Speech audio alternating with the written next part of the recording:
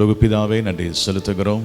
இந்த மாலை நேரத்தில் உம்முடைய சமூகத்தில் நாங்கள் ஒருமித்து வர நீர் கொடுத்த கிருபைகளுக்காக ஸ்தோத்திரம். இந்த லீடர்ஸ் மீட்டிங்கை நீங்கள் ஆசீர்வதித்து தொடர்ந்து இந்த வேத பாட வகுப்பையும் கர்த்தர் ஆசீர்வதிக்க வேண்டும் என்று ஜெபிக்கிறோம். உம்முடைய பரிசுத்த நாமம் மகிமைப்படுவதாக. இயேசு கிறிஸ்துவின் நாமத்தில் ஜெபிக்கிறோம் நல்ல பிதாவே, ஆமென். கடந்த வாரத்திலும் நாம் பார்த்த சில காரியங்களை நாம் எடுத்து சுவைக்க 2ஆம் அதிகாரத்தை நாம் எடுத்துக்கொள்வோம். 5, 6, 7, 8 வசனங்களை நாம் பார்த்தோம். அதில் குறிப்பாக அந்த 6ஆம் வசனத்திலே அவன் தன் காலத்திலே வெளிப்படும்படிக்கு இப்பொழுது அவனை தடை செய்கிறது இன்னதென்று அறிந்திருக்கிறீர்களே என்று சொல்லப்பட்டிருக்கிறார். அந்தி கிறிஸ்து அவனுக்கு முழு உதவி செய்வது சாத்தான். அவன் வெளிப்படுவதற்கு தடையாக இருப்பது 3 காரியங்களை நான் சொன்னேன். என்னெல்லாம் சொன்னேன் போன வாரத்திலும்? சபை, அப்புறம் பரிசுத்த ஆவியானவர், தூதன் 3 காரியங்களை பார்த்தோம். அப்போ அந்தி கிறிஸ்துவின் ஆவி இப்பொழுதும் என்ன செய்கிறது? கிரியை செய்கிறது சபைகளிலே. அப்போ நாம் என்ன செய்ய வேண்டும்? அதை தடை செய்கிறது யாரு தான்? ஆவியானவர் தான். பரிசுத்த ஆவியானவர் என்ன செய்கிறார்? தடை செய்கிறார். சபைக்கு சில அதிகாரங்களை தேவன் கொடுத்திருக்கிறார். தடை செய்கிற அதிகாரம். சில தீய வல்லமைகளை பட்டணத்தில் தடை செய்ய முடியும். எத்தனை பேர் அதை விசுவாசிக்கிறீங்க? ஹல்லேலூயா. சில அந்தகார கிரியைகளை நீங்கள் தடுக்க முடியும். இந்த தேசத்துக்கு வர இருக்கிற அழிவை நாம் என்ன செய்ய முடியும்? தடுக்க முடியும். ஏனென்றால் நம்முடைய ஜெபங்களை பரிசுத்த ஆவியானவர் என்ன செய்கிறார்? அங்கே கேட்கிறார். தேவன் கேட்கிறார். ஆவியானவர் நமக்குள்ளே இருந்து ஜெபிக்க வைக்கிறார், வாக்கு கடங்காத பெருமிச்சோடு. எனவே அக்கிரமத்தின் காரியங்கள் அங்கே சொல்லப்பட்டிருக்கிறது. அவனை தடை செய்கிறது என்னதென்று அறிந்திருக்கிறீர்கள் என்று சொல்லப்பட்டிருக்கிறது. அங்கே சொல்லப்பட்டிருக்கிறது, நீக்கப்படும் பொழுது அக்கிரமக்காரன் என்ன செய்வான்? வெளிப்படுவான். 7ஆம் வசனம், அக்கிரமத்தின் ரகசியம் இப்பொழுதே கிரியை செய்கிறது, ஆனாலும் தடை செய்கிறவன் நடுவில் நீக்கப்படும் முன்னே அது என்ன செய்யாது? வெளிப்படா. அந்த அக்கிரமத்தின் ரகசியம் என்று சொல்ல அந்தி கிறிஸ்துவின் அந்த ஆளுகை இப்பவுமே ரகசியமாய் ஆங்காங்கே என்ன செய்து கொண்டிருக்கிறது? கிரியை செய்து கொண்டிருக்கிறது. மறைமுகமாக இலுமினாட்டிஸ்ன்னு சொல்லுவாங்க. அவங்க எல்லாம் மறைமுகமாக உலகத்தை என்ன செய்து கொண்டிருக்கிறார்கள்? ஆளுகை செய்கிறாங்க. மறைமுகமாக கார்ப்பரேட் மூலமாக அநேக காரியங்களை செய்து கொண்டிருக்கிறாங்க. நமக்கு தெரியாது. அவர்கள் ஒரு வியாதி வர்றதுக்கு முன்னாடியே அதுக்கு மருந்தை கண்டுபிடிச்சிட்டு அதுக்கப்புறம் என்ன செய்கிறாங்க? வியாதியை கொண்டு வந்து அவர்கள் என்ன செய்கிறார்கள்? அந்த மருந்தெல்லாம் விற்று பெரிய ஒரு குறிப்பிட்டவர்கள் மட்டும் கோடீஸ்வரர்கள் என்ன செய்கிறார்கள்? மாறிவிடுகிறார்கள். அப்போ இப்படிப்பட்ட அக்கிரமத்தின் ரகசியங்கள் இப்பொழுதே அந்தி கிறிஸ்துவின் காரியங்கள் எல்லாம் என்ன செய்து கொண்டிருக்கிறது? அதில் ரகசியமாக அநேக உலக தலைவர்கள் அதில் உடன்பாடோடு கூட என்ன செய்கிறார்கள்? இருக்கிறார்கள். இப்படிப்பட்ட சூழ்நிலை சபைக்கு தேவன், சபை இருக்கிற வரைக்கும் சபை போராடுகிறது. ஹல்லேலூயா. பவுல் கூட சொல்லுகிறார், நல்ல போராட்டத்தை என்ன செய்தேன்? போராடினேன் அப்படின்னு சொல்லுகிறார். அந்த போராடி ஜெபித்து கொண்டே இருக்க வேண்டும். நான் இப்பொழுது ஜெபத்திலே போராடுவது போல நீங்கள் என்ன செய்யுங்கள்? போராடுங்கள். ஆண்டவரே, இந்த ஆவியெல்லாம் அந்தி கிறிஸ்துவின் ஆவி இல்லை, உலகத்தில் இருக்கிற சாத்தானின் ஆவிகள், இவைகளோடு நமக்கு போராட்டம் இருக்க தான் செய்கிறது. நம்மை சபை அதை அனுமதிக்க முடியாது. சபை இருக்கிற வரைக்கும் அக்கிரமக்காரன் என்ன செய்ய முடியாது? வெளிப்பட முடியாது. அது நடுவிலிருந்து நீக்கப்படும். அப்போ இவ்விதமாக இந்த வசனத்தை வைத்து அநேக பரிசுத்தவான்கள் சொல்லுகிற ஒரு காரியம் என்னவென்றால், சபை எடுத்துக்கொள்ளப்பட்ட பிறகுதான் அந்த உபத்திரவ காலங்கள் என்ன செய்யும்? வரும். 7 ஆண்டுகள் உபத்திரவ காலம், அதில் 3 ஆண்டுகள் உபத்திரவ காலம், அடுத்த 3 ஆண்டுகள் மகா உபத்திரவ காலம். அப்பொழுது அந்தி கிறிஸ்து தன்னை வெளிப்படுத்தி இந்த உலகத்தை அவன் என்ன செய்வான்? ஆளுகை செய்வான். அவனுடைய முடிவை குறித்து போன வாரத்தில் நாம் வெளிப்படுத்தல் விசேஷத்திலே அவனை ஆண்டவர் எப்படி அவனை முடிப்பார் அங்கே சொல்லப்பட்டிருக்கிறது.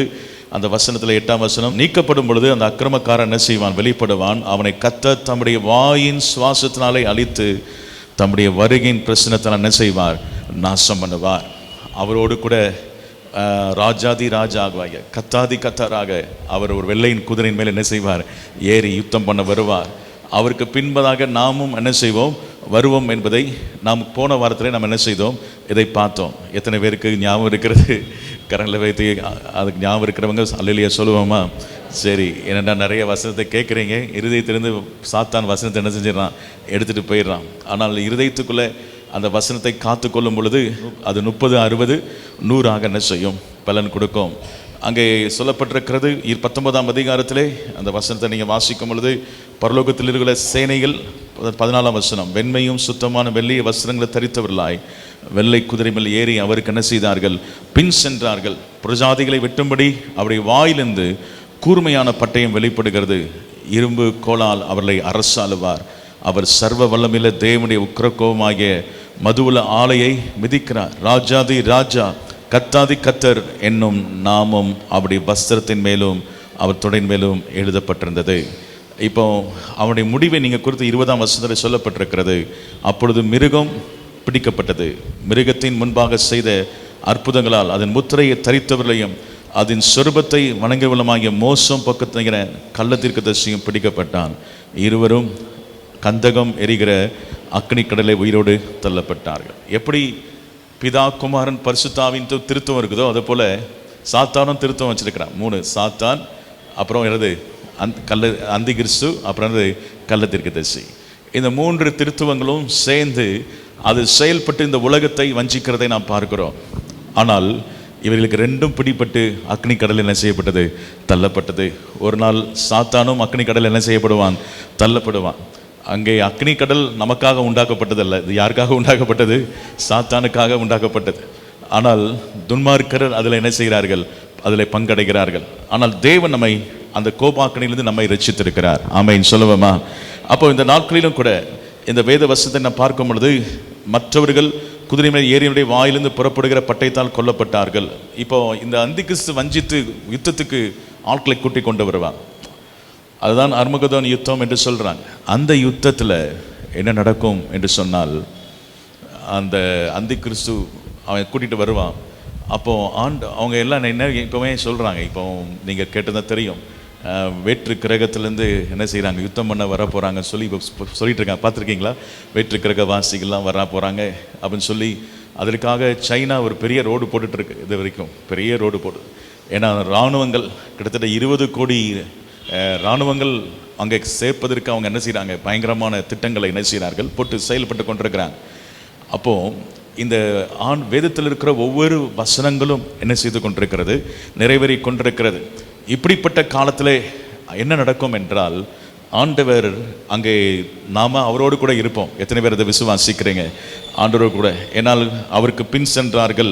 14ஆம் வசனத்தின்படி நீங்கள் பார்க்கும் பொழுது அவங்க எதில் ஆண்டவர் அவங்களை காலி பண்ண வரலாம், தேவனுடைய வார்த்தை. பட்டயம் என்னது, தேவனுடைய வார்த்தை. இன்றைக்கும் சாத்தானை நம்ம ஜெயிப்பதற்கு ஒரே ஒரு காரியம் நமக்குள்ள இருந்தால் தான் ஜெயிக்கவே முடியும். ஆட்டுக்குட்டியானுடைய இரத்தத்தினாலும் சாட்சியின் வசனம். வசனம்தான் தேவனுடைய வார்த்தை. இந்த தேவனுடைய வார்த்தை பற்றி தான் சாத்தானை நாம் என்ன செய்ய முடியும், மேற்கொள்ள முடியும், ஜெயிக்க முடியும். அப்போ இந்த நாட்களில் ஒவ்வொருவரும் இயேசு எப்படி சாத்தானை ஜெயித்தார்? அவன் வசனத்தை தான் அவனும் பேசினான். ஆனால் ஆண்டவர் அவன் சொன்னான், இந்த கல்லுகள் எல்லாம் நீர் என்ன செய்ய வேண்டும், அப்பங்களாக்க வேண்டும் சொல்லும் பொழுது இயேசு கிறிஸ்து என்ன சொன்னார்? மனுஷன் அப்பத்தினாலும் மாத்திரமல்ல, தேவனுடைய வாயிலிருந்து வருகிற ஒவ்வொரு வார்த்தையினாலும் பிழைப்பான். அப்போ ஒவ்வொரு காரியங்களையும் இயேசு எப்படி ஜெயித்தார்னு சொன்னால், தேவனுடைய வார்த்தை. அந்த வார்த்தையை கொண்டே கர்த்தர் சத்துருவை என்ன செய்தார், வெட்டினார். கரங்களை வைத்து ஒரு அல்லேலூயா சொல்லுவோம். ஹல்லேலூயா. அப்போ இந்த நாட்களிலும் கூட நமக்குள்ளே இப்படிப்பட்ட ஒரு வாஞ்சை இருக்க வேண்டும். வசனத்தை மனப்பாடம் பண்ணணும், வசனத்தை வைத்து தான் நம்ம என்ன செய்யணும், யுத்தம் பண்ணணும் அப்படின்னு சொல்லி நமக்குள்ளே ஒரு வாஞ்சை இருக்கும் என்றால், ஆண்டவர் அந்த சர்வாயுத வர்க்கத்தில் 2 முக்கியமானது. ஒன்று விசுவாசம் என்னும் கேடகம், அடுத்தது பட்டயம், ஆவியின் பட்டயம். அந்த பட்டயம் தான் வசனம். அது வசனம் இருபுறம் கருக்குள்ள பட்டயம் என்று வேதம் சொல்லுகிறது. அந்த கருக்குள்ள பட்டயத்தை எடுத்து ஜெபிக்க பழகினவர்கள் சாத்தானை வீழ்த்துவார்கள். ஹல்லேலூயா. அவனுடைய திட்டங்களை அழிப்பார்கள், அவனுடைய கிரியைகளை என்ன செய்வார்கள், அழிப்பார்கள். சும்மா ஜெபத்தில் ஆண்டவரே அப்படி ஆண்டவரை இப்படி ஆண்டவரை உளறிட்டு இருக்கக்கூடாது. அந்த வசனத்தின்படி இப்போ போய் நீங்கள் வழக்காடுகிறவர்கள், நல்ல வழக்கறிஞர்கள் ஃபேமஸாக இருக்க காரணம் சொல்லுங்கள், சட்ட நுணுக்கங்களை தெரிந்து அந்த செக்ஷன் இந்த செக்ஷன் படி இப்படின்னு சொல்லி பேசும் பொழுது அந்த வழக்கு ஜெயிக்குது பாருங்கள். அது மாதிரி தான் ஆண்டவரை இந்த வசனத்தின்படி சாத்தானுடைய கிரியை நாங்கள் என்ன செய்கிறோம், அழிக்கிறோம் என்று சொல்லி நீங்கள் வழக்காடும் பொழுது நல்ல அதாவது இயேசு கிறிஸ்துவே சொல்லுகிறார், வழக்காடுவோம் வாருங்கள் என்று கர்த்தர் சொல்லுகிறார். நீங்கள் வசனத்தை வைத்து வழக்காட அறிந்து கொள்ள வேண்டும். இன்னைக்கு நிறைய அந்த சொப்பனங்கள், தரிசனங்கள், அது இது போட்டு குழப்பி நான் இப்போ அது அடுத்ததாக வருவேன். நான் அது அந்த காரியங்கள்லாம் வஞ்சிக்கப்படுதல் நம்ம வாழ்க்கையிலே வஞ்சிக்கப்படாதபடி கர்த்தருடைய வசனத்திலே நாம் அதிகமாக கவனத்தை செலுத்தி அந்த வசனத்தை வாயில் நீங்கள் பேசும் பொழுது அதுதான் பட்டயம். வாயின் சுவாசத்தினால் என்ன செய்வாராம்?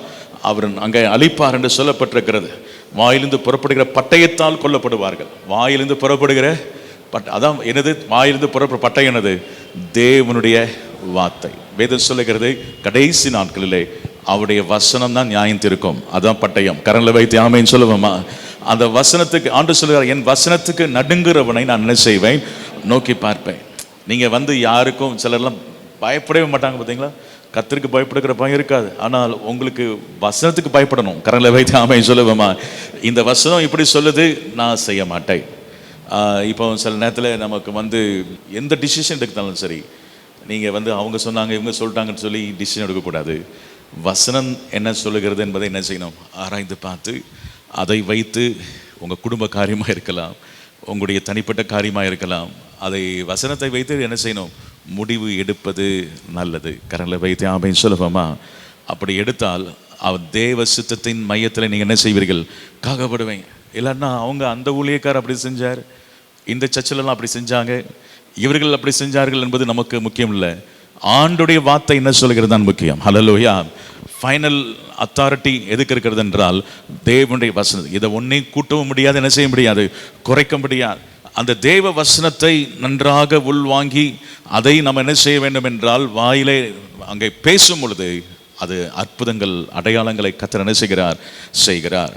அப்போ இந்த முடிவு அக்கிரமக்காரனுக்கு ஒரு முடிவு. அக்கிரமக்காரனா யாருக்கு? அவனுக்கு இன்னொரு பேர் இருக்கு, கேட்டின் மகன். அவன் பாருங்கள், அவனுக்கு இன்னொரு பேர் இருக்குது, மிருகம். அவனுக்கு என்ன பேரு? மிருகம். இந்த மிருகம் பிடிப்பட்டது. மிருகத்துக்கு ஒரு முடிவை கர்த்தர் என்ன செய்திருக்கிறார்? வைத்திருக்கிறார். அப்போ இந்த நாளிலும் கூட ஆண்டவர், நீங்க நினைக்கலாம் எல்லாம் ஆடுறாங்க அவங்க எப்படி பண்றாங்க பாஸ்டர், இப்படி பண்றாங்க அப்படின்னு சொல்லி நமக்கு வேதனை இருந்தாலும் நமக்கு தெரியும் சாத்தானுக்கு ஒரு முடிவு இருக்குது. ஹல்லேலூயா. அவனை கர்த்தர் அவனை 1000 வருஷம் கட்டி கொண்டு போய் எங்கே வைக்க? ஒரு தூதன் அவனுக்கு என்ன செய்யறான்? கட்டி கொண்டு போய் 1000 வருஷம் வைக்கிறான். 1000 வருட அரசாட்சி இந்த உலகத்தில் என்ன செய்ய போது? நடக்க போகிறது. அதன் பிறகு மறுபடியும் அவனுக்கு திறந்து விடுவார் ஆண்டவர். மறுபடியும் மோசம் போக்குவான். ஆனால் ஆண்டவர் தம்முடைய வாயின் சுவாசத்தினால் அவன் என்ன செய்வார்? அழித்து சாத்தானை நிரந்தரமாக, அந்த சாத்தானை அக்னி கடல் என்ன செய்வார்? ஆண்டவர் தள்ளுவார். அப்போ இந்த நாட்களில் கூட ஆண்டவர் நமக்கு பயப்படக்கூடாது. வரப்போகிற காரியங்களை குறித்து நாம் பயப்படாதபடி நாம் என்ன செய்ய வேண்டும் என்றால் அவனுக்கு நம்ம தான் ஜெயிக்கிறவர்கள் கூடத்தில் இருக்கோம். இயேசு ராஜாதி ராஜாவும் கத்தாதி கத்தனா இருந்து அவர் என்ன செய்வார்? ஜெயிக்கிறவராகவே இருப்பார். எத்தனை பேர் அதை விசுவாசிக்கிறீங்க? ஹல்லேலூயா. இன்றைக்கு நாம் தொடர்ந்து பார்க்க போகிற அந்த காரியங்களை நாம் என்ன செய்கிறோம் பார்ப்போம். அங்கே சொல்லப்பட்டிருக்கிறது 10ஆம் வசனம், 11, 12 வசனங்களை நாம் எல்லாரும் சேர்ந்து வாசிப்போம். கெட்டு போகிறவர்களுக்குள்ளே அநீதியினால் உண்டாகும் சகலவித வஞ்சகத்தோடு இருக்கும். ரட்சிக்கப்படத்தக்கதாய் சத்தியத்தின் மேலுள்ள அன்பை அவர்கள் அங்கீகரியாமல் போனபடியால் அப்படி நடக்கும். ஆகையால் சத்தியத்தை விசுவாசியாமல் அநீதியில் பிரியப்படுகிற யாவரும் ஆக்கினைக்குள்ளாகும்படிக்கு அவர்கள் பொய்யை விசுவாசிக்கத்தக்க கொடிய வஞ்சகத்தை தேவன் அவர்களுக்கு என்ன செய்வார்? அனுப்புவார். இங்கே சொல்லப்பட்டிருக்கிறது. இங்கே 9ஆம் வசனத்திலையும் பார்க்கும் பொழுது இந்த அக்கிரமக்காரனுடைய வருகை சாத்தானுடைய செயல்படி சகல வல்லமையோடும் அடையாளங்களோடும் பொய்யான அற்புதங்களோடு என்ன செய்யுமா? நடக்கும். அங்கே 9ஆம் வசனத்திலிருந்து நம்ம போவோம். 9ஆம் வசனத்தை நம்ம பார்க்க வேண்டும். அதில் அங்கே சொல்லப்பட்டிருக்கிற வல்லமை, அடையாளம், பொய்யான அற்புதங்கள், அடுத்தது என்னது? வஞ்சகம். இந்த 4 காரியங்களும் அங்கே சாத்தான் எடுத்துக்கொள்ளுவான். இதெல்லாம் யாருடையது? வல்லமை யாருடையது? வல்லமை யாருடையது? கர்த்தருடையது. பிசாசு திருடனால அவன் என்ன செய்வான்? அந்த தனக்கும் வல்லமை இருக்குது என்பதை என்ன செய்வான்? அவன் காட்டுவான். வல்லமை, அடையாளங்கள், அநேக அடையாளங்களை அவன் செய்யும் பொழுது அநேகர் வஞ்சிக்கப்பட்டுருவாங்க. ஓய், இவ்வளோ அடையாளங்கள் என்ன செய்கிறது? நடக்கிறது என்று சொல்லி பொய்யான அற்புதங்கள் என்ன செய்யும்? நடக்கும். நீங்கள் பார்க்கலாம், யாத்திராகம் புஸ்தகத்தில் நீங்கள் வாசித்து பார்க்கும் பொழுது 7ஆம் அதிகாரத்தில் அங்கே ஆரோன் கோலை போடுவான், பாம்பா மாறும். எல்லா மந்திரவாதிகளும் கோலை என்ன செய்வாங்க? போடுவாங்க. எல்லாம் என்ன செய்யும்? பாம்பா மாறும். அடுத்ததாக அங்கே போய் என்ன செய்வான், அந்த நைல் நதியில் போய் அங்கே தண்ணியை தொடுவாங்க, ரத்தமாக மாறும். அவனும் தொடுவான், என்ன செய்யும், ரத்தமாக மாறும். அதுக்கப்புறம் தவளையை பிறப்பிப்பான், அவனும் என்ன செய்வான், தவளையை பிறப்பிப்பான். அப்புறம் அவனுக்கு என்ன இருக்குது சொல்லுங்க, ஆச்சரியமா இருக்குதா? எனக்கு அதான் ஆச்சரியம். ஒரு கட்டையை பாம்பா மாத்துறது சாதாரண விஷயமா, உயிர் கொடுக்கறது அது. அப்போ பிசாசுக்கும் சில வல்லமைகள் என்ன செய்யுது இருக்குது. ஆனால் அவன் கடைசியில் புழுதியை அடி அடித்தவனையும் பேனா என்ன செய்யும், மாறும். அவனும் அடிப்பான், ஆனால் பேனா என்ன செய்யாது, மாறாது. அப்போ சொல்லுவாங்க, இது யாரு, தேவனுடைய விரல் அப்படின்னு சொல்லி. அப்போ அவனுக்கு ஒரு வல்லமை கொடுக்கப்பட்டிருக்குது, அற்புதங்கள் செய்ய முடியும், ஒரு லிமிட் தான். ஆனால் தேவன் இணையற்றவர், அவருடைய வல்லமை அது அற்புதமானது, சர்வ வல்லமையுள்ளவர். அவர் சர்வ வியாபி, சர்வ சிருஷ்டிகர். அவரோடு சாத்தான் ஒப்பிட்டு பார்க்கவே என்ன செய்ய முடியாது, ஏணி வச்சாலும் என்ன செய்யாது, எட்டாது. அப்படிப்பட்ட தேவன் நமக்கு தகப்பனாக இருக்கிறார். ஹல்லேலூயா. அவர் நம்மோடு கூட என்ன செய்கிறார், இருக்கிறார். எனவே பொய்யான அற்புதங்களை செய்வார்கள், பொய்யான வஞ்சகமான காரியங்களை செய்து அநேகரை ஏன் அற்புத அடையாளங்கள் இதெல்லாம் பார்த்து ஐயோ இப்படிலாம் நடக்குது, எப்படி எலியா வானத்திலிருந்து அக்கினி இறக்கினானோ அது போல அவன் என்ன செய்வான், இறக்குவான். அப்போ அநேக காரியங்களை பார்க்கும் பொழுது அநேகர் வஞ்சிக்கப்பட்டு அநேகர் ஏமாற்றப்படுவார். இன்னைக்கு கூட அற்புதங்கள் நடக்குதுன்னு சொல்லி அங்கே சொல்லல, ஆண்டவர் என் நாமத்தினாலே அநேகர் என்ன சொல்கிறாங்க, தீர்க்க தரிசனம் சொன்னோம், அப்புறம் பிசாசுகளை துரத்தினோம் அப்படின்னு சொல்கிறாங்க. அப்போ ஆண்டவர் என்ன சொல்கிறாரு, அக்கிரம செய்யக்காரலை என்னை விட்டு நீங்கள் என்ன செய்யுங்கள், அகன்று போங்கள் என்று கர்த்தர் சொல்லுகிறார். அப்போது இந்த நாட்களே அற்புதங்கள் அடையாளங்கள் நடக்கணும். ஏன்னா இயேசு சொல்லுகிறார், நான் செய்த கிரியைகளை காட்டிலும் அவர் என்ன செய்வார்கள். ஆனால் பொய்யான அற்புத அடையாளங்கள் என்ன செய்யக்கூடாது, நடக்கக்கூடாது. யார் மூலமாய் நடக்குது என்பதுதான் முக்கியம். யார் மூலமாய் நடக்கணும், இயேசு கிறிஸ்துவின் மூலமாய் நடக்கணும், ஆவியானவர் மூலமாய் அற்புதம் நடக்கணும். வேற ஆவி மூலமாக என்ன செய்யக்கூடாது, அற்புதம் நடக்கக்கூடாது. அப்படி வேற ஆவி மூலமாய் அற்புதம் நடக்கும் பொழுது என்ன நடக்கும், அவருடைய கனிகளால் அவளை என்ன செய்வீர்கள், அறிவீர்கள். அவங்க கனிகள் எப்படி அறிய முடியும் நமக்கு பாருங்கள். ஒரு நம்ம செக் பண்ணி பார்க்கும் பொழுது என்கிட்ட ஒரு ஊழியர் சொன்னார், ஒருத்தரை எடுத்து நீங்கள் பயன்படுத்துங்கள், அவர் பயங்கரமான தீர்க்கதரிசி, நீங்கள் பயன்படுத்துங்க அப்படின்னு சொல்லிட்டார். அப்போ நான் பாசஸ் கூப்பிட்டு எங்கள் ப்ரேயர் டீமில் அவரை பயன்படுத்திட்டு எல்லாம் பண்ணணும், எல்லாம் செய்தோம். அப்போ அதில் என்ன நடந்துச்சு பாருங்கள். அதில் கார் எங்கள் பாசஸ் நாங்கள் டீமாக ஒரு இடத்துல போய் ஜோம் பண்ண போயிருந்தோம். காரு அங்கே இருக்கிற 20-30 பாசஸ் இருந்தோம். யாருடைய காரெலாம் அங்கே நின்றுச்சோ அவங்க பேரெல்லாம் அவர் என்ன செஞ்சார் சொன்னார், அவங்க அப்பா பேர் சொன்னார், அவங்க செல் நம்பர் என்ன செஞ்சார் சொன்னார். எல்லாரும் ஓ பெரிய தீர்க்கதரிசி என்ன செஞ்சுட்டார், இங்கே விட்டார் அப்படின்னு சொல்லிட்டாங்க காரை பார்த்து. அப்புறம் நாங்கள் உடனே பயங்கரமாக எல்லாரும் பரவசமாயிட்டாங்க. அதுக்கப்புறம் ஒரு ஊழியக்காரர் இருக்குது, ஆண்டு சொல்லிக்கிறாரு, சிலர் செகண்ட் ஹேண்ட் கார் வாங்கியிருக்காங்க பாருங்கள், அந்த பேர்லாம் தப்பாக அவங்களாம் எந்திரிக்கலை, அந்த செகண்ட் ஹேண்ட் கார் பேர் சொன்னதெல்லாம் எந்திரிக்கலை பாருங்கள். அப்போது நம்ம ரொம்ப கவனமாக இருக்கணும். நம்ம அது உண்மையான தீர்க்கதரிசியும் இருக்கிறாங்க, ஆனால் அதே நேரத்தில் பொய்யான தீர்க்கதரிசியும் இருக்கிறாங்க. அவங்கள எப்படி கண்டுபிடிக்க முடியும்னா அவருடைய கனிகளால் நம்ம என்ன செய்யணும், அறிய வேண்டும். அப்போது நாங்கள் ரொம்ப எக்ஸைட் ஆகி உடனேயும் அவரை சர்ச்சுக்கெலாம் கூப்பிடணும்னு சொல்லி நான் மனசில் நினைக்கும் போது ஒரு ஊழியக்கார் கண்டுபிடிச்சிட்டார். இவர் கூப்பிட்டதெல்லாம் யாருன்னா, அவர் கொஞ்ச நேரம் ஜோம் பண்ண போகிறேன்னு சொல்லி கார் பார்க்கிங்கில் நின்றுட்டு இருந்தார். அவர் காருக்குள்ளே உட்காந்து ஜோம் பண்ணுறேன்னு சொன்னார். ஒரு கையில் ஒரு ஐபேட் வச்சுருந்தார். இவர் ஆதார் கார்டை போட்டால் போதும், டக்கு டக்கு டக்குன்னு அடித்தா போதும், எல்லா பேரும் லிஸ்ட்டும் என்ன செஞ்சிடும் வந்துடும். அதுக்கப்புறம் அடிச்சு விட்றது. அதுக்கப்புறம் தீர்க்க தரிசனம் பயங்கரமாக அவங்க பேர், அவங்க அப்பா பேர் என்ன எல்லாம் சொன்னோடனையும் ஐயோ பயங்கரமாக கர்த்தர் என்ன செஞ்சிட்டாரு, பேசிட்டார் அப்படின்னு சொல்லி. அப்போது நீங்கள் கொடிய வஞ்சகத்தை என்ன செய்யாதீங்க, நம்பாதபடி அவங்க கனிகளாலே அறிய வேண்டும். ஃப்ரூட்ஃபுல் லைஃப் இருக்குதான். அப்போது அவங்க அதில் ஒருத்தரை பற்றி நாங்கள் விசாரிச்சு போகும்பொழுது அதில் நிறைய விஷயங்களை நான் இங்கே சொல்ல விரும்பலை இதை.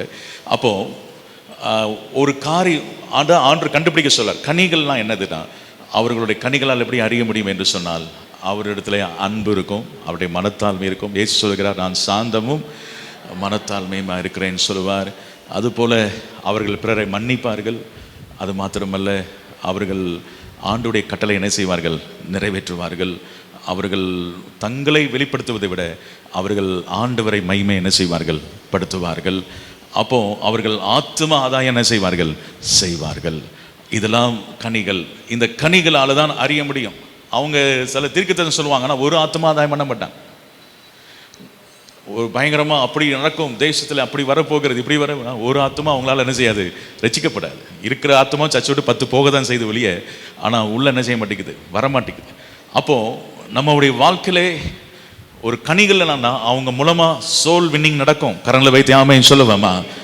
வஞ்சிக்கிற ஆவிகள் அவன் வஞ்சித்துட்டே இருப்பான்.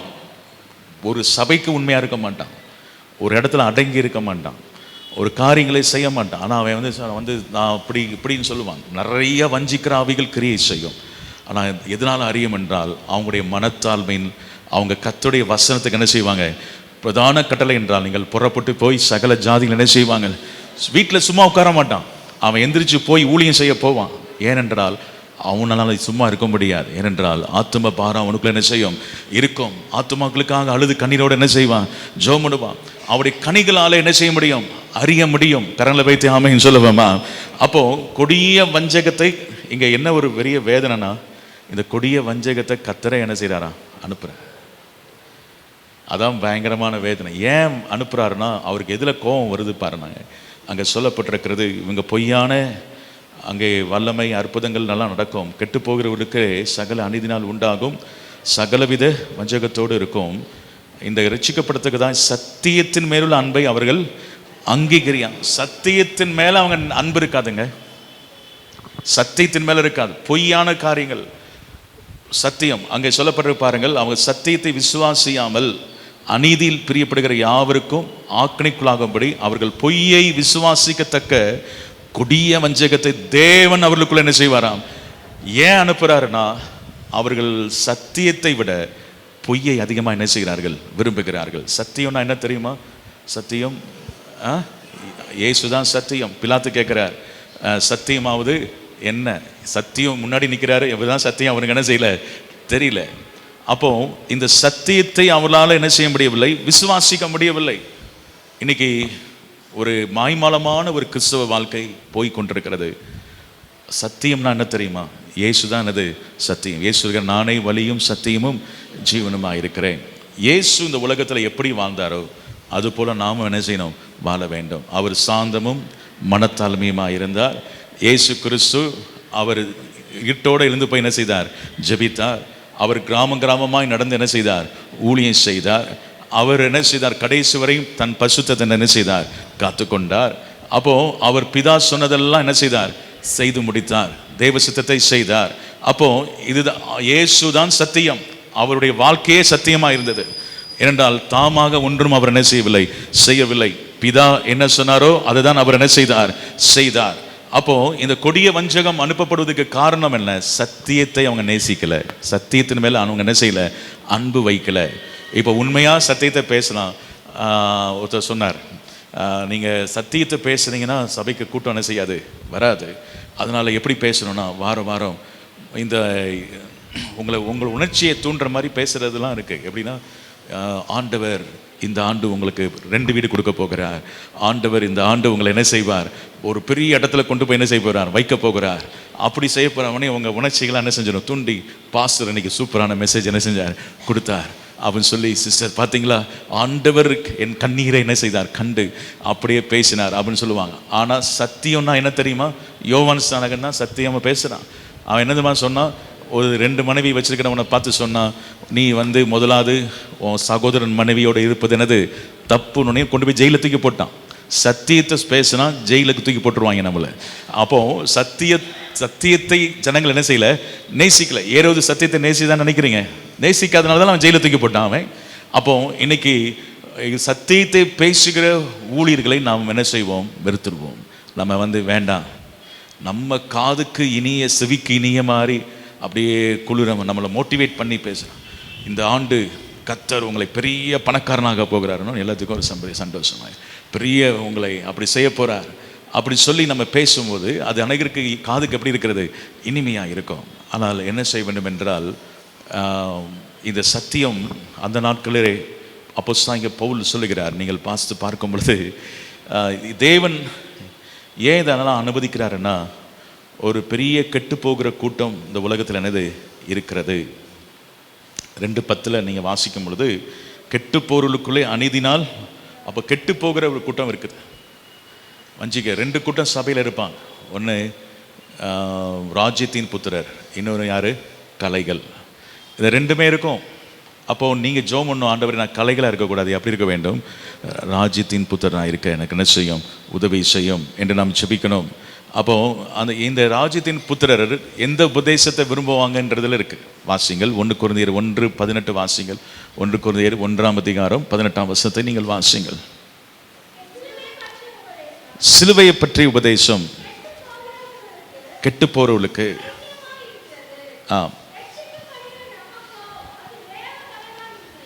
கவனிங்க.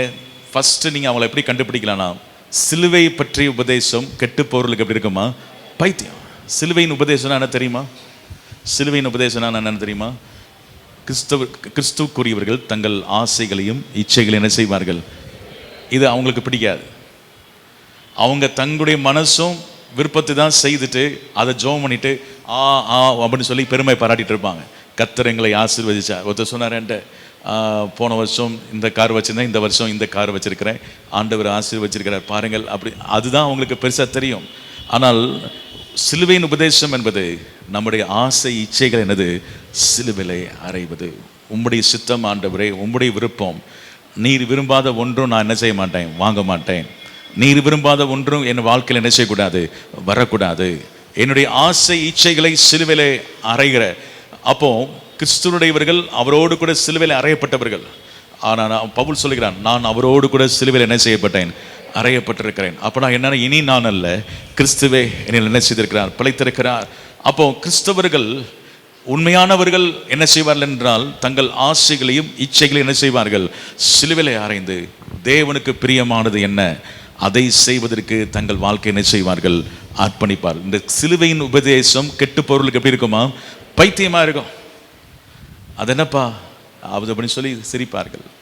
கடந்த நாட்களில் என்னுடைய சகோதரனோட பேசியிருக்கும் போது சொன்னார், நல்ல பெஸ்ட் டாக்டர்ஸ் சிஎம்சியில் படித்து ரொம்ப கோல்டு மெடலிஸ்ட்டு, என் ஹஸ்பண்ட் ஒய்ஃப் 2 பேருமே பெஸ்ட் டாக்டர்ஸ்.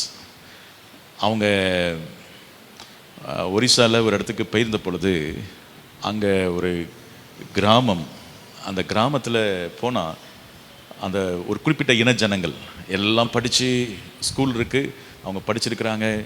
அவங்க என்னது அந்த இடத்துல பஸ்ஸு போகிறக்கு வழி கூட கிடையாது. ஆனால் அவங்க போய் அங்கே ஆயிரக்கணக்கான ஜனங்கள் இயேசுவை ஏற்றுக்கொண்டு அவங்களுக்கு ஒரு ஸ்கூல் கட்டி கொடுத்துருக்குறாங்க. அவங்களுக்கு மருத்துவம் செய்கிறாங்க. யாருன்னா அந்த 2 டாக்டர்ஸு. சிம்பிளான ஒரு லைஃப், சாதாரண ஒரு வீட்டில். அவங்க எந்த வசதியும் அங்கே கிடையாது. அங்கே கிடையாதுன்னா கரண்ட் வசதி கிடையாது, இதுவுமே கிடையாது. அப்படிப்பட்ட இடத்துல போய் இருந்து ஊழியம் செய்து ஆத்துமாக்களை ஆதாயம் பண்ணி செய்தாங்க. அவங்க ஒருவேளை யோசிச்சு பாருங்களேன், சிட்டியில் இருந்தாங்கன்னா ஒரு பெரிய கோடீஸ்வரனாக இருந்திருப்பாங்க, பெரிய ஹாஸ்பிட்டல் கட்டியிருப்பாங்க, பயங்கரமான காரியங்கள் அவங்களுக்கு பணம் குமிஞ்சிட்டு இருக்கும், அவங்க பெரிய ஆளாக இருந்திருக்கலாம். ஆனால் தங்கள் பேர் கூட தெரியாமல் எளிமையாக அவர்கள் வந்தாங்க. இப்போ ஒருவேளை அவங்கள பார்க்குறவங்களுக்கு கெட்டு பொருளுக்கு எப்படி இருக்கும், பைத்தியமாக தெரியும். ஆனால் ஒரு நாள் வரும் பொழுது ராஜாதி ராஜாவாகிய இயேசு அவளை எல்லாருக்கும் மேலே என்ன செய்வார், கனப்படுத்தும் பொழுது அப்போ அநேகர் வெட்கப்பட்டு என்ன செய்வாங்க, போவாங்க. எனவே நாம் இந்த உலகத்தில் நாம் எவ்வளோ பெரிய ஆள் காட்டுவது முக்கியமல்ல, இந்த உலகத்திலே இயேசுவுக்காக நம்மை தாழ்த்தவும், ஆண்டவராக இயேசுவுக்காக அவருடைய பணிகளை செய்வதற்காக நம்மை சிலுவையின் உபதேசத்தை கைக்கொள்கிறவர்களாக இருந்து அந்த உலகம் தருகிற பட்டம், உலகம் தருகிறதான பதவி, உலகம் தருகிறதான பணம், அதை விட ஆண்டவரை இதெல்லாம் வேண்டாம், ஆண்டவரை நீர் மாத்திரம் என்னது எனக்கு போதும் ஆண்டவரை என்று சொல்லி யார் தங்களை அர்ப்பணிக்கிறார்களோ அவர்கள் தான் என்னது அந்த சிலுவையின் உபதேசம். அப்போ சிலுவையின் உபதேசம் கெட்டு போறவர்களுக்கு எப்படி இருக்கும், பைத்தியமாக இருக்கும். ஆனால் நமக்கோ அது எப்படி இருக்குமா, தெய்வ பலனாக இருக்கும், தெய்வ பலனாக இருக்கும். அப்போது இதை ரொம்ப சிலவங்களாம் தங்களுடைய ஆஸ்திகளை கொள்ளையிட ஒப்பு கொடுத்தார்கள். எதுக்காக? பரலோகத்திலே மேன்மையான சுதந்திரம் இருக்கிறது என்பதற்காக. வேதம் சொல்லுகிறது, அவர்கள் தங்களே என்ன செய்தார்கள், கர்த்தருக்கு என்ன செய்தார்கள், ஒப்பு கொடுத்தார்கள். வேதம் சொல்லுகிறது, வாளால் என்ன செய்தார்களாம், அறுப்புண்டார்கள். அப்போ பாடுகள் உபத்திரவங்கள் வழியாய் போனாலும் அவர்கள் எல்லாவற்றையும் அவர்களுக்கு தெரியும், ஒரு நாள் ஒரு மகிமை, இந்த உலகம் நிரந்தரமானது இல்லை, சில நாட்கள் தான் இருக்க போகிறோம், ஆனால் நித்திய மகிமைகளை போவதற்கு அவர்கள் இந்த சிலுவையின் உபதேசத்தை என்ன செய்தார்கள்? உறுதியாக பிடித்து கொண்டார்கள். அப்போ இன்னைக்கு வஞ்சிக்கப்படுகிற உபதேசங்கள் சபைக்குள்ள இருக்கும் பொழுது ஜனங்களுக்குள்ள என்ன வந்துடும்னா, பண ஆசை வந்துடும், பொருளாசை வந்துடும். அவர்கள் என்ன செய்வார்கள் என்றால் தேவனை மறந்து உலகத்துக்காக வாழ ஆரம்பிப்பார்கள். ஆனால் நீங்கள் ஒரு கணக்கு போட்டு பாருங்கள், 80 வருஷம் இன்ட்டு 365 எத்தனை நாட்கள் பாருங்கள், ஒரு மனுஷனுக்கு எவ்வளோ நாள் வருது பாருங்கள். 80 இன்ட்டு 365 வேகமாக சொல்லுங்கள் எனக்கு. அவ்வளோ நாட்களில் நம்ம எத்தனை நாள் கழிச்சிட்டோம் பாருங்கள். இன்னும் எவ்வளோ நாள்? எவ்வளவு? 29. 80 இன்ட்டு 365 அவ்வளோதான் வருதா? 29,200 நாட்கள் தான் நம்ம இருக்க போகிறோம். அதில் இப்போ கழிச்சு பாருங்கள். இப்போ நமக்கு 50 வயசு ஆயிடுச்சு, 52 வயசு. அப்போ மீதி இவ்வளோ நாட்களுக்கு பாருங்கள் எவ்வளோ நாள் தான் இருக்க போகிறோம். நாட்களை என்னும் அறிவை கர்த்தர், இந்த உலகம் நிரந்தரமான இடமல்ல, அந்த நித்தியத்துக்காக இந்த உலகத்திலே நாம் என்ன செய்கிறோம் என்பது முக்கியம். இந்த உலகத்தில் இருக்கிற நாட்களில் ஆண்டு சொல்கிறார், நான் பசியாக இருந்தேன், எனக்கு என்ன செய்தீர்கள்? ஆகாரம் கொடுத்தீர்கள். நான் என்ன செய்தேன்?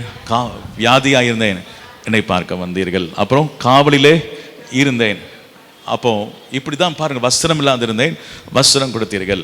இந்த உலகத்தில் இருக்கிற நாட்களே நாம் எந்த அளவுக்கு இயேசு நன்மை செய்கிறவராய் என்ன செய்தார்? சுற்றி திரிந்தது போல நன்மை செய்கிறவராய் சுற்றி திரிந்து சுயநலமாய் வாழாதபடி நம்மை உன்னிடத்தில் அன்பு கூறுவது போல என்ன செய், பிறரிடத்தில் அன்பு கூறு என்ற அந்த கற்பனைக்கு கீழ்ப்படிந்து யார் உண்மையாக ஊழியம் செய்கிறார்களோ அவர்களுடைய வாழ்க்கையிலே கர்த்தர் ஒரு பெரிய வெகுமதியை கர்த்தர் வைத்திருக்கிறார். அவனுடைய கிரியைகளுக்கு ஏற்ற பலன் என்ன செய்கிறது? என்னோட கூட. எனவே வஞ்சிக்கப்படாத காரியங்கள். அப்போ கொடிய வஞ்சகத்தை கர்த்தர் அனுப்புவதற்கு காரணம், அவங்க சத்தியத்தை என்ன செய்யல? நேசிக்கல முதலாவது. ரெண்டாவது, அது மேலே அவர்கள் எது மேலே பிரியம் வச்சிருக்கிறாங்க? சத்தியத்தை. ரெண்டாவது, விசுவாசிக்கல. முதலாவது சத்தியத்தை அவங்க என்ன செய்யல? நேசிக்கல. ரெண்டாவது, சத்தியத்தை அவங்க என்ன செய்யல? விசுவாசிக்கவில்லை. 11ஆம் வசனம் அதான் சொல்லுகிறது, அவர்கள் ஆகையால் சத்தியத்தை விசுவாசியாமல். இப்ப எது மேல பிரியம் வச்சுட்டாங்க? அநீதியின் மேலே பிரியம் வச்சுட்டாங்க. எப்படியாவது பணம் சம்பாதிக்கிறதுக்கு, பொருளை பொய் சொன்னாலும் பரவாயில்ல, திருடினாலும் பரவாயில்ல, ஏமாத்தினாலும் பரவாயில்ல, அப்போ அநீதியின் மேல அவங்க என்ன செஞ்சுட்டாங்க? பிரியம் வைத்துட்டாங்க. ஆனால் அங்கே சொல்லப்பட்டிருக்கிறது, அங்கே அநீதியில் பிரியப்படுகிற யாவரும் ஆக்கினைக்குள்ளாக்கப்படும்படிக்கு அவர்கள் பொய்யை விசுவாசிக்கத்தக்க என்ன செய்வாராம்? கொடிய வஞ்சகத்தை தேவன் அவளுக்கு என்ன செய்வார்? அனுப்புவார். அப்போ அந்த கொடிய வஞ்சகம் தேவனே அனுப்பிட்டார்னா அவங்களை காப்பாற்ற யாரும் என்ன செய்ய முடியாது? ஆனால் கர்த்தருடைய கிருபையினாலே உங்களுக்கு கர்த்தர் சிலுவையின் உபதேசம் உங்களுக்கு தேவ பலனாக இருப்பதாக, அந்த சத்தியத்தின் மேலே உங்களுக்கு ஒரு அன்பு என்ன செய்வதாக இருப்பதாக, அந்த சத்தியத்தை விசுவாசிக்கத்தக்க கிருபைகளை கர்த்தர் நமக்கு என்ன செய்வாராக? கொடுப்பாராக. நீங்க பாருங்கள், இதே சம்பவம் ஒரு தீர்க்கதரிசிகள் சம்பவத்தில் நடக்கும். ஆண்டவர் ஒரு பொய்யின் ஆவியா போய் அங்கே வந்து இருக்கிற காரியங்கள் எல்லாம் ஒரு தப்பா தீர்க்கதரிசி சொல்லுவான். ஒருத்தன் தான் என்ன செய்வான்? மிகாயா, ஆமாம், அவன் ஒருத்தன் தான் கரெக்டாக தீர்க்கதரிசனம் சொல்லுவான். ஆனால் ஆண்டவர் கொடிய வஞ்சகத்தை அவனை காலி பண்ணுறதுக்காக கர்த்தர் என்ன செய்வார்? அனுப்பி அவன் தீர்க்கதரிசனத்தை கேட்டு வஞ்சிக்கப்பட்டு கடைசியில் செத்து போயிடுவான் அவன். அவ்வளோதான். அப்போ அந்த கொடிய வஞ்சகம் வருவதற்கு காரணம், அவன் நம்ம காதுக்கு இனிமையாக கேட்பது அல்ல சத்தியம், நம்மளை வந்து அடித்து நொறுக்கணும். சம்மட்டியை போல என்ன செய்யணும்? அடித்து நொறுக்கி நம்மளை பரிசுத்தமாக்குகிறது தான் சத்தியம். கரண்ல வைத்திய ஆமை சொல்லுவாமா? அப்போ காதுக்கு இனிமையாக பேசுறது கேட்கறதல்ல. ஆண்டவரே, என்னுடைய வாழ்க்கையில் இருக்கிற தவறுகளை சுட்டி காட்டுகிற அந்த சத்தியம் என் வாழ்க்கையில் என்ன செய்வதாக வெளிப்பட வேண்டும் என்று சொல்லி நம்ம என்ன செய்யணும்? ஜபிக்க வேண்டும். அப்போ இவங்க இந்த எதுக்கு கெட்டு போனாங்க? இவங்க சத்தியத்தை நேசிக்கலை. ரெண்டாவது, சத்தியத்தில் விசுவாசிக்கலை, அங்கீகரிக்கவில்லை. சத்தியத்தை என்ன செய்யலை? அங்கீகரிக்கவில்லை, அதை நேசிக்கலை, விசுவாசிக்கலை. அதனால கர்த்தர் கொடிய வஞ்சகத்தை என்ன செய்தார்? அனுப்பினார் என்று சொல்லப்பட்டிருக்கிறது. அப்போ ஏன் சத்தியத்தை அவங்க விசுவாசிக்கலை அப்படின்னா, அவங்க சத்தியத்தில் அவங்க பொய்யை அவங்க விரும்பினாங்க. ஆண்டு பார்க்குறாரு இவங்க இருதயத்தில் என்ன இருக்குதுன்னு பார்க்குறாரு. அவங்க கடைசி வரைக்கும் அவங்க சத்தியத்தை நேசிக்க முடியாமல் போனதுக்கு காரணம், அவங்க இருதயத்தில் எல்லாம் இந்த உலகத்தை குறித்து தான் இது ஆசை இருக்கிறது. உலக ஆசை தேவனுக்கு விரோதமான பகை என்று வேதம் சொல்லுகிறது.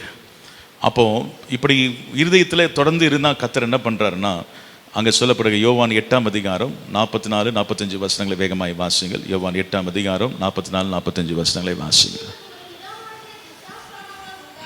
ஆ ஆ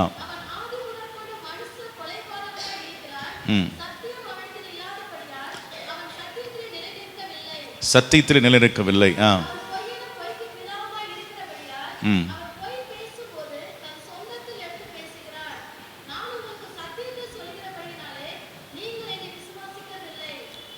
ஏன் விசுவாசிக்கவில்லை? சத்தியத்தை சொல்ல பொய்யே சொன்னால், இப்போ ஆதாம் எவளே இதெல்லாம் மாட்டிக்கிட்டாங்க. ஏதேன் தோட்டத்தில் போய் அவன் என்ன சொன்னான், நீங்கள் இதை புசிக்கிற ஆண்டு சொன்னால் புசிக்கிறனால நீங்கள் சாகவே. இவன் என்ன போய் சொன்னான், நீங்கள் புசிச்சான்னு எப்படி இருப்பீங்க, தேவர்களை போல இருப்பீங்க பொய் சொன்னான். அப்போ எதை தான் நம்பினாங்க? சாத்தானை தான் நம்பினாங்க. அதான் கர்த்தர் அவங்கள வந்து ஒப்பு கொடுத்துட்டார். சரி, அவன் கடைசியில் பாவம் செஞ்சு ஏதேன் தோட்டத்தை விட்டு துரத்தப்பட்டார்கள். ஏன்? அந்த சபிக்கப்பட்ட வாழ்க்கை அவங்களுக்குள்ள ஏன் வந்தது? சத்தியத்தை அவங்க என்ன செய்யலை? விசுவாசிக்கவில்லை. சத்தியத்தை அதை விசுவாசிப்பது என்பது அதை கை கொள்வது. ஆமென் சொல்லுவோமா? ஹல்லேலூயா.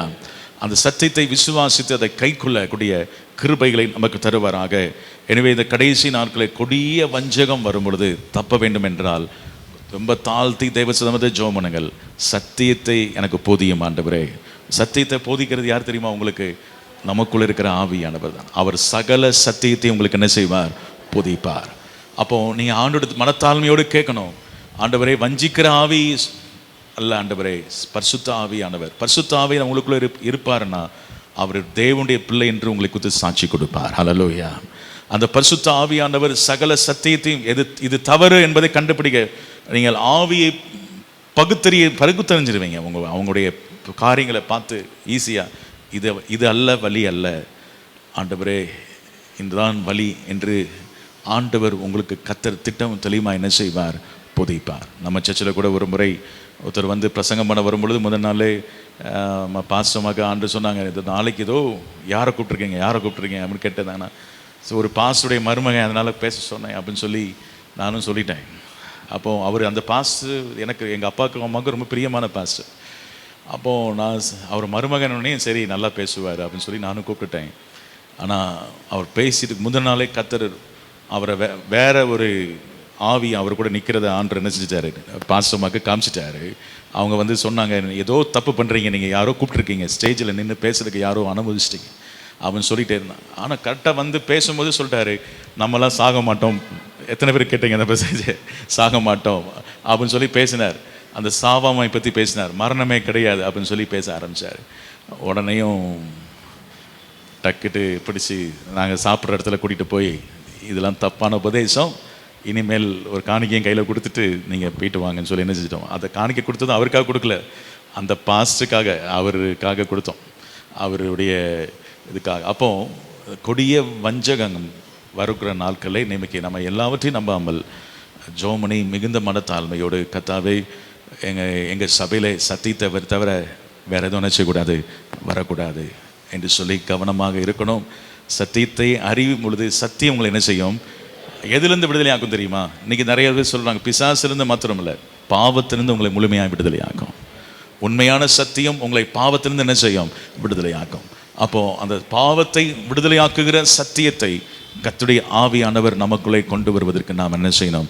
இடம் கொடுக்க வேண்டும். எல்லாரும் கண்களை மூடி ஜெபம் பண்ணுவோம். ஆண்டவரே, இந்த மாலை நேரத்திலும் உடைய சமூகத்திலே நாங்கள் ஒருமித்து கூடி வர நீர் கொடுத்த கிருபைகளுக்காக ஸ்தோத்திரம். இந்த ஆண்டவரே பைபிள் ஸ்டடியில் நீர் எங்களோடு பேசின வார்த்தைகளுக்காக ஸ்தோத்திரம். இந்த கொடிய வஞ்சகத்தை அனுப்பிடக்கூடாதப்பா, எங்கள் திருச்சபைகளுக்கு அனுப்பிடக்கூடாது, ஒருவரும் கிட்ட போயிடக்கூடாது. ஆண்டவரே உமக்கு ஸ்தோத்திரம். எல்லாரும் ரட்சிக்கப்பட வேண்டும் என்று உம்முடைய சித்தமாக இருக்கிறது. எங்கள் திருச்சபை நம்ம சபைக்காக எல்லா கரங்களை வைத்து ஸ்தோத்திரம் பண்ணி ஜெபம் பண்ணுங்கள். இந்த சபையில் இருக்கிற யாரும் வஞ்சிக்கப்பட்டுடக்கூடாது, ஒருவரு கூட ஆண்டவரே பந்தய பொருளை இழந்துடக்கூடாது, ஒருவரு கூட ஆண்டவரே உமக்கு ஸ்தோத்திரம் அநீதியின் மேலே பிரியப்பட்டுடக்கூடாது. சத்தியத்தை விசுவாசிக்கத்தக்க கிருபைகளை கர்த்தர் நமக்கு தர வேண்டும், கிருபைகளை தர வேண்டும். நல்லா சொல்லி ஜெபம் பண்ணுங்கள். இயேசுவின் நாமம் மைமைப்படும்படியாக ஜெபிக்கிறோம். அநியாயத்தில் பிரியப்பட்டுறக்கூடாது ஆண்டவரே. ஆண்டவரே, அநியாயத்துக்கு துணை போயிடக்கூடாது, விபச்சார ஆவிகளுக்கு இடம் கொடுத்துடக்கூடாது, வேசித்தன ஆவிகளுக்கு இடம் கொடுத்துடக்கூடாது, பொய்யின் ஆவிகளுக்கு இடம் கொடுத்துடக்கூடாது. கடைசி வரை உண்மையுள்ளவர்களாக இருக்க கர்த்தர் எங்களுக்கு கிருபை தருவீராக. பரிசுத்தம் உள்ளவர்களாக இருக்க கிருபை தருவீராக. ஒவ்வொருவருக்கும் கர்த்தர் கிருபைகளை தர வேண்டும் என்று ஜெபிக்கிறோம். இன்னைக்கு ஆண்டவரே வந்த ஒவ்வொருவரும் இந்த சத்தியத்தின் மேல அதிக அன்பு நமக்கு வருவதாக. எல்லாம் கரங்களை வைத்து அதுக்காக ஜெபங்கள். வேத வசனத்தை மேலே ஆசை வருப்பதாக, விருப்பம் பரிசுத்த ஆவியானவர் மேல அளவற்ற ஒரு அன்பு இருப்பதாக. உமக்கு ஸ்தோத்திரம். சகல சத்தியத்தையும் கை கொண்டு நடப்பதற்கு ஆண்டவரே, எங்களை உயர்த்துவதற்காக அல்ல ஆண்டவரே, நாங்கள் சிறுகவும் நீர் பெருகவும் வேண்டும் ஆண்டவரே. உமக்கு ஸ்தோத்திரம். உம்முடைய நாமம் மகிமைப்பட வேண்டும் ஆண்டவரே. நான் அப்படி பண்ண இப்படி பண்ண எதை செஞ்சேன்னு சொல்வதற்காக அல்ல ஆண்டவரே, இயேசுவின் நாமம் மகிமைப்படும்படியாக எங்களை பயன்படுத்துவீராக. பரிசுத்த ஆவியின் ஆளுகை எங்கள் மேல இருக்கும்படியாக ஜெபிக்கிறோம் ஆண்டவரே. இந்த நாளிலும் ஆண்டவரே வந்த ஒவ்வொருவரையும் நீர் பெயர்ப்பாய் ஆசீர்வதியும், பலப்படுத்தும். உம்முடைய நாமம் மகிமைப்படும்படி ஆசீர்வதியும் ஆண்டவரே. இந்த வசனங்கள் மூலமாக ஒவ்வொருவரும் ஆசீர்வதிக்கப்பட நாங்கள் ஜெபிக்கிறோம். இயேசு கிறிஸ்துவின் நாமத்தில் ஜெபிக்கிறோம் நல்ல பிதாவே, ஆமென். என் ஆத்துமாவே கர்த்தரை ஸ்தோத்திரி, என் முழு உள்ளமையுடைய பரிசுத்த நாமத்தை ஸ்தோத்திரி. என் ஆத்துமாவே கர்த்தரை ஸ்தோத்திரி, கர்த்தர் செய்த சகல உபகாரங்களையும் மறவாதே. ஆமென். Praise the Lord. கர்த்தர் உங்களை ஆசீர்வதிப்பார்.